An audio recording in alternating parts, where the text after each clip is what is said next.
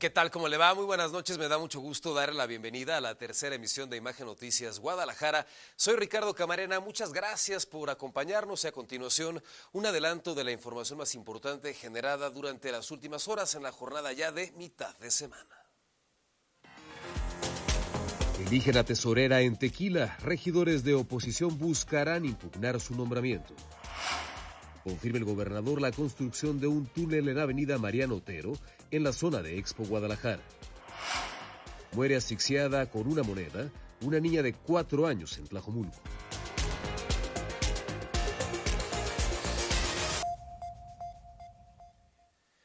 Tras días de incertidumbre, tras días de intentos fallidos, finalmente este miércoles por la mañana, el Cabildo de Tequila eligió a su tesorera. Se trata de Laura Janet Ibarra, un nombramiento producto de una votación polarizada.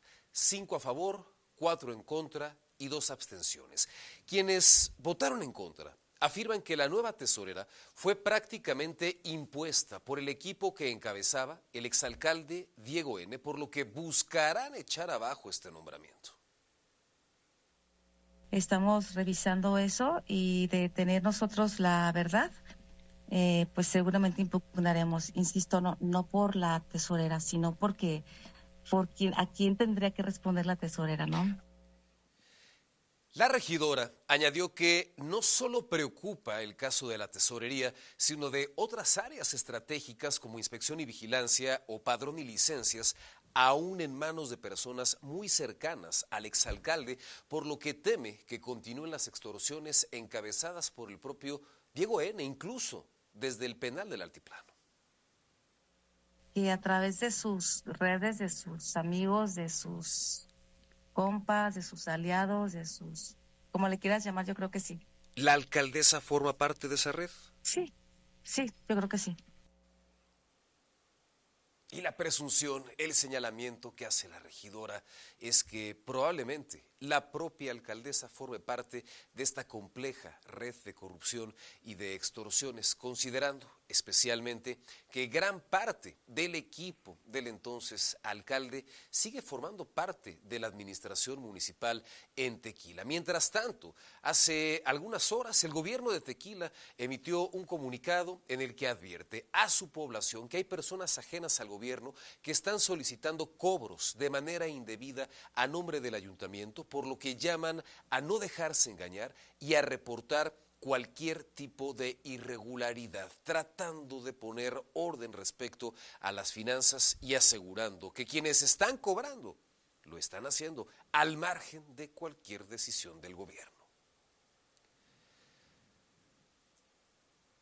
Por su parte, el gobernador de Jalisco, Pablo Lemus, insiste en que en Tequila, pese a todo lo que se ha denunciado y pese a los temores que existen, esto de las extorsiones ya se acabó.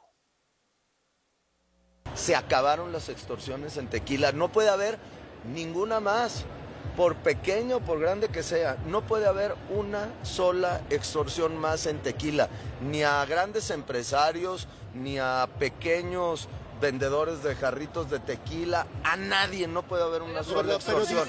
Voy a regresar a Tequila para echarle una supervisada. Creo que voy la semana que entra y voy a abrir ya el Museo del Tequila como me había comprometido.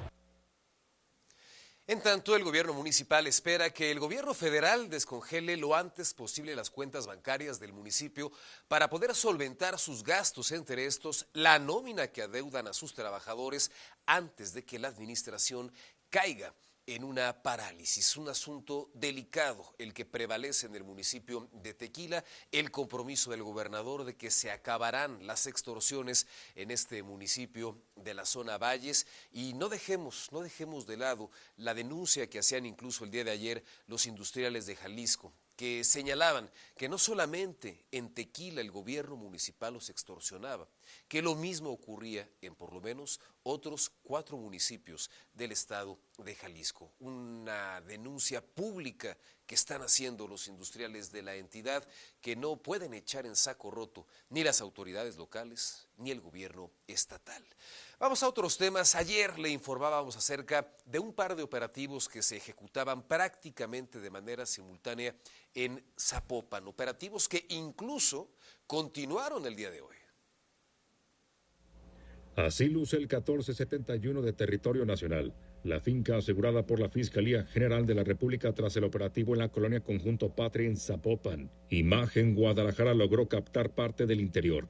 Al fondo se aprecia un despacho improvisado con silla giratoria, mesa de madera con varios vasos de cristal y en la pared la pintura de un auto clásico. Estos son los vehículos que aún continúan sin ser asegurados. De acuerdo con la FGR, estos serán integrados a la carpeta de investigación. Falta que se los lleven. Este tiene placas de Jalisco, la camioneta con placas de Michoacán. Si avanzamos un poco más al fondo, observaremos esta otra camioneta con placas del Estado de México. Y finalmente, afuera de la finca que hoy luce con sellos de inmueble asegurado, está un MG blanco, también con placas de Jalisco. Entre lo asegurado hay camionetas de lujo, una motocicleta y 10 detenidos, cuya identidad no ha sido revelada. En el segundo despliegue en la colonia Jacarandas, por la mañana no hubo paso de personas ni vehículos. Por la noche, las autoridades ya se habían retirado. Hasta el momento, no se han ampliado detalles sobre la situación jurídica de los detenidos. Se espera información oficial en las próximas horas. Para Imagen, Israel Orozco. Y es que sabemos con base en la experiencia que cuando este tipo de operativos en materia de seguridad son encabezados por autoridades federales, la información que se comparte con la opinión pública es en realidad muy poca, es muy limitada y que en todo caso, cuando se hace un anuncio oficial en espera, entre otras cosas, de conocer la identidad de estas 10 personas detenidas, de qué se les acusa, con qué grupo estarían vinculadas, es información que suele venir desde la Ciudad de México, ya sea por parte de la Secretaría de la Defensa Nacional o directamente por parte de la Fiscalía General de la República, que fue la instancia encargada de colocar estos sellos de clausura en los que se hace referencia, entre otras cosas, a crímenes presumiblemente atribuibles a la delincuencia organizada. Por supuesto, sobre este tema que indiscutiblemente rompió, alteró la tranquilidad de estas dos colonias muy cercanas también a la zona centro de Zapopan, le mantendremos a usted bien informado. Mientras tanto, de Zapopan déjeme ir a Tlajomulco, escenario de una verdadera tragedia, presumiblemente consecuencia de un descuido. Vean nada más. Una niña de apenas 4 años murió tras atragantarse con una moneda en Tlajomulco de Zúñiga. El lamentable hecho ocurrió al interior de un domicilio ubicado en la calle Valle de las Moras, en el fraccionamiento Valle de los Encinos. De acuerdo con las primeras versiones, la pequeña se encontraba jugando con su primita dentro de su casa. En un descuido, tomó una moneda y se la llevó a la boca. El objeto se atoró en su garganta y comenzó a asfixiarse. Fueron segundos de angustia. La menor perdió el conocimiento frente a sus padres, quienes, desesperados, la cargaron y la trasladaron de inmediato a una farmacia de la zona para que recibiera atención. Sin embargo, al ser revisada ya estaba muerta. Paramédicos únicamente confirmaron el fallecimiento. La tragedia ha provocado consternación entre vecinos del fraccionamiento, un doloroso recordatorio de lo rápido que puede ocurrir una emergencia dentro del hogar y sobre todo el saber aplicar primeros auxilios. Para Imagen, Israel Orozco.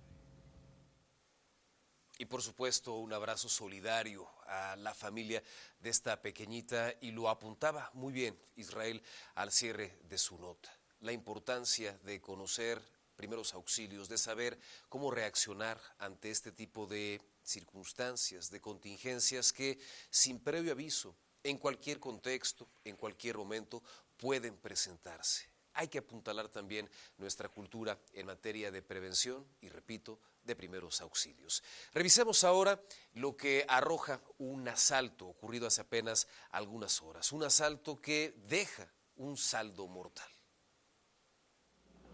De un disparo en la cabeza, un joven de 25 a 30 años de edad fue ejecutado a media calle. Fuentes policiales mencionaron que la víctima fue asesinada por un asalto porque su motocicleta no fue localizada en el lugar. Minutos antes de las 3 de la mañana de hoy, un vecino de la calle 5 de febrero y Porvenir de la colonia Rancho Blanco de Tlaquepaque informó a la policía municipal de unos sujetos en moto disparando contra un hombre. Al arribar, las patrullas localizaron a la víctima tendida en el suelo con una herida sangrante en la cabeza. Los oficiales, al percatarse de que no respondía a ningún estímulo, rápidamente se comunicaron con servicios médicos. Sin embargo, nada pudieron hacer paramédicos de la Cruz Verde, solo firmar los papeles de confirmación de deceso. En el sitio, además de la localización de un casquillo percutido, encontraron un casco y unos guantes de motocicleta. Por su parte, la Fiscalía del Estado abrió la carpeta de investigación correspondiente para esclarecer este homicidio. En la cámara, Roberto Vázquez. Para Imagen, Humberto González. Bueno, si de por sí es complicada la vialidad habitualmente en el área metropolitana de Guadalajara, hoy lo fue un poco más, porque habrá que decir, la de hoy fue una jornada de accidentes en calles de nuestra ciudad. La prisa e imprudencia al volante protagonizaron un par de accidentes en la zona oriente de la metrópoli que provocaron retrasos y complicaciones viales en hora pico de la mañana. El primer percance ocurrió sobre avenida Circunvalación División del Norte en el sentido del oriente hacia la zona centro a la altura de Puerto Champotón, donde un vehículo en color negro perdió el control y terminó impactando contra un árbol en el camellón. El choque provocó que ramas de gran grosor y tamaño quedaran obstruyendo el carril de extrema izquierda del sentido opuesto, generando riesgo para automovilistas debido a la poca iluminación de la zona. Por su parte, en el sentido donde ocurrió el accidente, hacia Belisario Domínguez, un carril permaneció obstruido mientras autoridades realizaron maniobras para retirar el vehículo. Esta situación afectó los tiempos de traslado, en especial para quienes se dirigían a zonas como Centro Médico de Occidente. En este accidente, el conductor aseguró que una camioneta le habría cerrado el paso. Por fortuna, no hubo personas lesionadas y todo quedó únicamente en daños materiales. En ese mismo instante se registró otro choque en el cruce de Puerto Melaque y Abraham González en la colonia Blanco y Cuéllar, donde dos vehículos colisionaron en un semaforazo. En este segundo hecho tampoco se reportaron lesionados, aunque sí afectaciones parciales a la circulación, mientras la policía vial realizó el deslinde de responsabilidades. Autoridades exhortan a los conductores a extremar precauciones durante la hora pico para evitar este tipo de percances. Informó para Imagen Alberto Mariscal. Y es que finalmente, aunque uno conduzca muy temprano por la mañana, las calles se encuentren pues prácticamente sin tráfico, hay que respetar la normatividad, hay que atender los reglamentos y por supuesto acatar todas las recomendaciones. De pronto con calles mucho más vacías se nos hace fácil pisar el acelerador e incluso en algunos casos pues hacer caso omiso a los semáforos. No hay que hacer confianza, hay que, insisto, conducir con mucha precaución para no formar parte de precisamente estas estadísticas. Y hablando justo de lo que ocurre en calles de la ciudad, mire, déjeme platicarle que un grupo de personas se manifestaron contra la construcción de un puente peatonal en la avenida Artesanos y vía a Colima. ¿Por qué? Porque consideran que la obra pues no soluciona la movilidad. Están exigiéndole a las autoridades semáforos, están pidiendo también plumas de control y por supuesto mayor transparencia en esta intervención, además de denunciar la tala de árboles en esta zona. Algo salió mal, muy mal en la labor de socialización por parte de quienes están desarrollando este proyecto.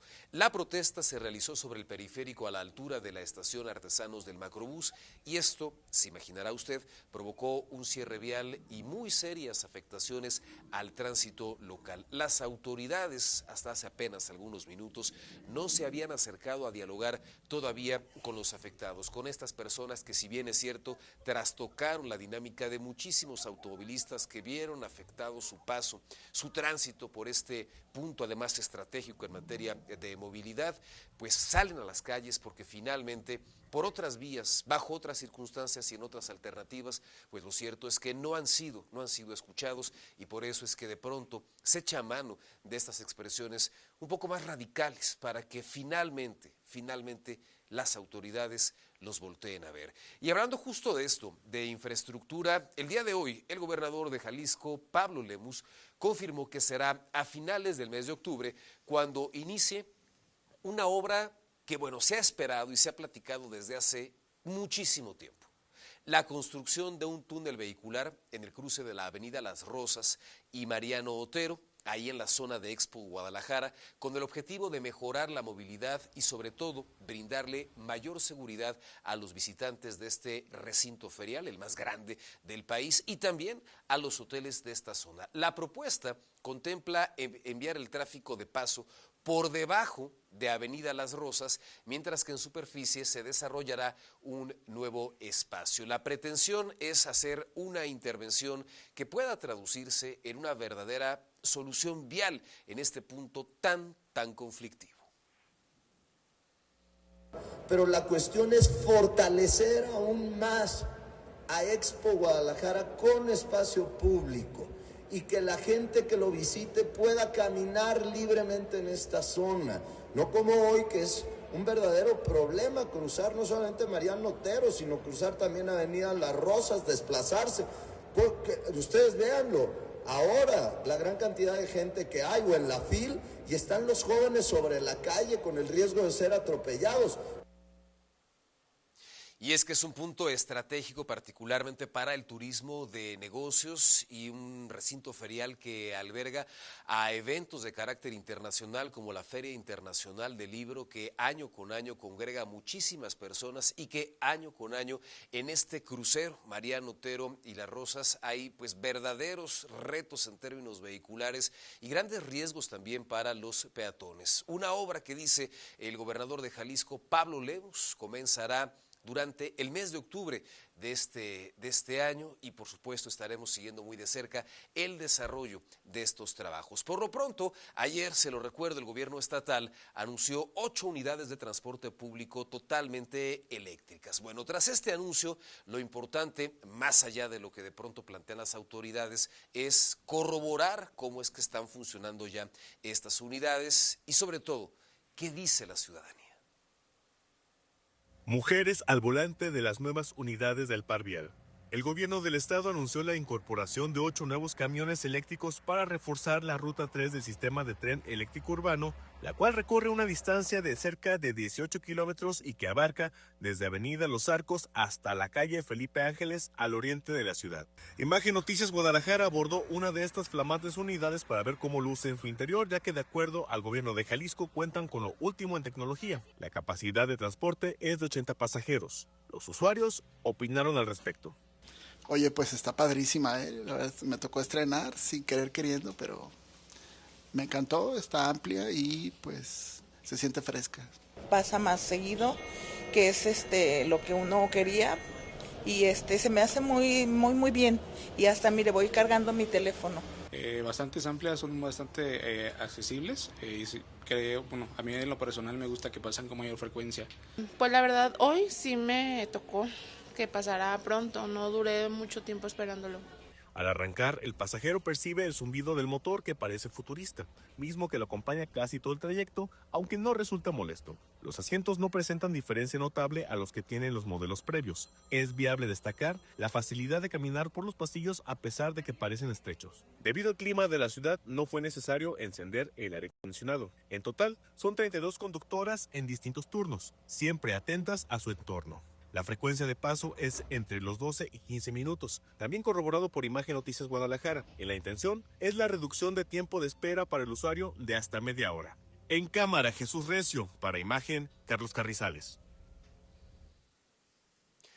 Hoy dio inicio la Cuaresma y entre otras actividades, la imposición de ceniza.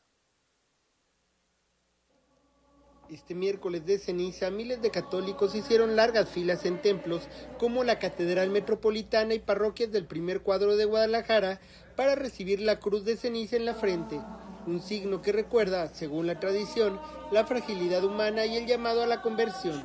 La imposición de ceniza marca el comienzo de 40 días de preparación espiritual rumbo a la Semana Santa. Para muchos, más que un rito, es un compromiso personal. Pues significa mucho porque es como un sacramento, ¿no? Como algo bueno. La jornada transcurrió en orden, con familias completas, adultos mayores y jóvenes que aprovecharon su paso por el centro para cumplir con esta tradición. Bueno, para mí significa que creo en Dios y que lo recibo en mi cuerpo y que en esta Cuaresma que empieza voy a hacer todo lo posible por cumplir los lineamientos que me marca. En Guadalajara, donde la fe sigue teniendo un peso cultural importante, la imagen de la cruz en la frente se vuelve visible en oficinas, escuelas y calles. Lo siento completamente feliz con esta bendición, me siento entera. Así, entre oración, reflexión y tradición, comenzó la Cuaresma en la Perla Tapatía, una fecha que más allá de la religión, habla de identidad y comunidad. Para Imagen, Charly Saucedo. Bueno, una época del año en la que, más allá también de los rituales religiosos, un cambio en la dinámica gastronómica con platillos propios de esta temporada. Nos vamos, muchas gracias, que descanse y hasta mañana.